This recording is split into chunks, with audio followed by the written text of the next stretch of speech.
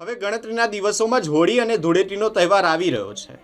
વડોદરા શહેર ધૂળેટીના રંગે રંગાવા તૈયાર છે. સૌરવ પાર્ક સોસાયટી ખાતે સહજ રંગોળી ગ્રુપ દ્વારા એક રંગોળી વર્કશોપનું આયોજન કરવામાં આવ્યું હતું, જેમાં અનેક લોકોએ ઉત્સાહપૂર્વક ભાગ લીધો છે. સહજ રંગોળી ગ્રુપ દ્વારા દર વર્ષની જેમ આ વર્ષે પણ હોળીના તહેવાર નિમિત્તે ભવ્ય રંગોળી વર્કશોપ અને પ્રદર્શનનું આયોજન કરવામાં આવ્યું હતું. આ વર્કશોપનું ઉદ્ઘાટન સહજ રંગોળી ગ્રુપના કમલેશભાઈ વ્યાસ, વોર્ડ નંબર 9ના કાઉન્સિલર શ્રીરંગ આયરે, હરીશભાઈ ગુપ્તા, શ્રીરામ ટમટમવાલા, દીપકભાઈ ગૌર, પ્રિયા ચેરિટેબલ ટ્રસ્ટના ભાવિનભાઈ વેદની ઉપસ્થિતિમાં દીપ પ્રગટાવીને ઉદ્ઘાટન કરવામાં આવ્યું હતું. સહજ રંગોળી ગ્રુપના કલાકારો દ્વારા હાલ ચાલી રહેલા ICC મેન્સ T20 વર્લ્ડ કપમાં ભારતીય ટીમને પ્રોત્સાહિત કરતી કુલ 13 વિશિષ્ટ થીમ પર આધારિત રંગોળીઓ તૈયાર કરવામાં આવી હતી. દેશપ્રેમ અને રમતગમતની ભાવનાને વ્યક્ત કરતી આ રંગોળીઓ ખાસ આકર્ષણનું કેન્દ્ર બનશે. આ સાથે જ વર્કશોપમાં તાલીમ લેવા આવેલા વિદ્યાર્થીઓ દ્વારા બનાવવામાં આવેલી કુલ 40 રંગોળીઓનું નિઃશુલ્ક પ્રદર્શન પણ તારીખ 2 માર્ચના રોજ સાંજે 6:30 થી 8:30 વાગે રાખવામાં આવ્યું છે. રંગો અને સર્જનાત્મકતાની અનોખી છટા સાથે હોળીના પાવન તહેવારની ઉજવણી કરવા માટે શહેરવાસીઓ મોટી સંખ્યામાં ઉપસ્થિત રહેવા આમંત્રણ અપાયું છે.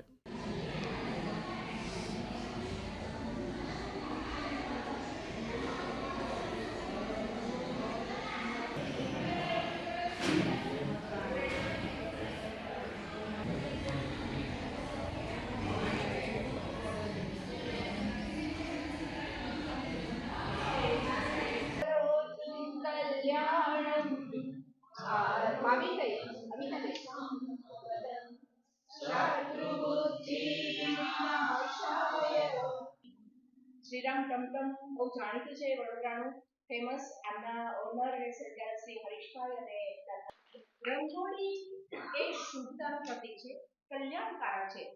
રંગોળી તમે આ 31માં ફ્રી ઓફ ચાર્જ રંગોળી વર્કશોપમાં સૌને હૃદયપૂર્વક એક આપણી રંગોળી છે. અને વધારે સમય ના લેતા હું આજના મહેમાનનો પરિચય કરાવું તો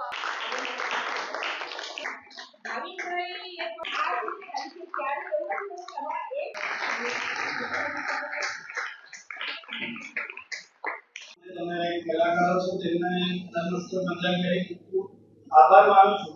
સહજ રંગોળી ગ્રુપ તો દર વર્ષે આયોજન કરે છે કે નિઃશુલ્ક આયોજનની અંદર હમણાં જેવી રીતે અહીંયા ગ્રુપ કે નિઃશુલ્ક આયોજન હોય છે, હંમેશા અમારું શિક્ષણ મજબૂત રહ્યું છે.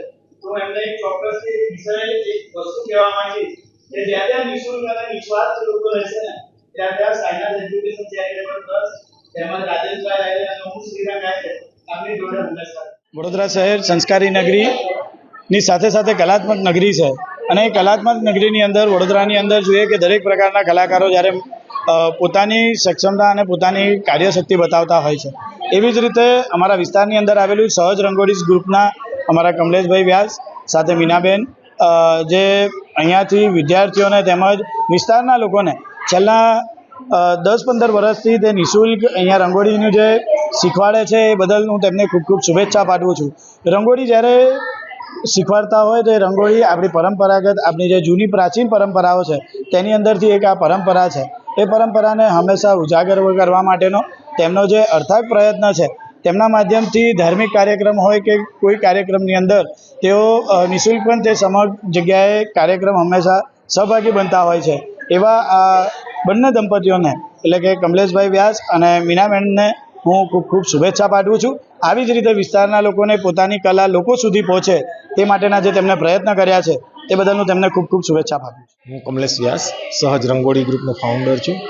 અહીંયા અમે લોકો છેલ્લા 10 વર્ષથી સૌરભ પાર્ક કોમ્યુનિટી હોલની અંદર અમે લોકો નવા વિદ્યાર્થીઓને કે જેમને શીખવું હોય, રંગોળી શીખવી હોય, એમને અમે અહીંયા નિઃશુલ્ક રંગોળી વર્કશોપ કરીએ છીએ. વર્ષમાં 2 વખત રંગોળી વર્કશોપ કરતા હોય છે અને અત્યાર સુધીમાં અમારો આ 33મો રંગોળી વર્કશોપ છે, જેની અંદર કુલ 40 વિદ્યાર્થીઓએ ભાગ લીધો છે, જેનું આજે ઉદ્ઘાટન છે. આજે 28 તારીખ, 1લી અને 2જી 3 દિવસ અમારો વર્કશોપ છે અને 3 તારીખે છેલ્લા દિવસે અમે લોકો અહીંયા દરેક 40 વિદ્યાર્થીઓ દ્વારા જે શીખવામાં આવેલું છે એના બેઝ ઉપર એ લોકો પાસે એક રંગોળી બનાવશું અને એનું એક પ્રદર્શન આયોજિત કરીશું. એ ઉપરાંત એ લોકોને સર્ટિફિકેટ એનાયત કરવામાં આવશે અને જે અમારા જૂના વિદ્યાર્થીઓ છે, જે કલાકારો છે, એના દ્વારા આપણી જે ભારતીય ક્રિકેટ ટીમ આજે T20 વર્લ્ડ કપ રમી રહી છે અને ફાઇનલ તરફ આગળ વધી રહી છે, તો એ લોકોને ચીયરઅપ કરતી ટોટલ આખી 11ના દરેક પ્લેયર્સની રંગોળી એઝ વેલ એઝ જ્યાં ફાઇનલ રમાવાનો છે નરેન્દ્ર મોદી ક્રિકેટ સ્ટેડિયમ, એનું અમે રંગોળી આખી એક વિશાળ એક રંગોળી બનાવીશું અને જેનું પ્રદર્શન 2 તારીખે સાંજે 6:30 વાગે વડોદરાની જનતાને નિઃશુલ્ક નિહાળવા મળશે.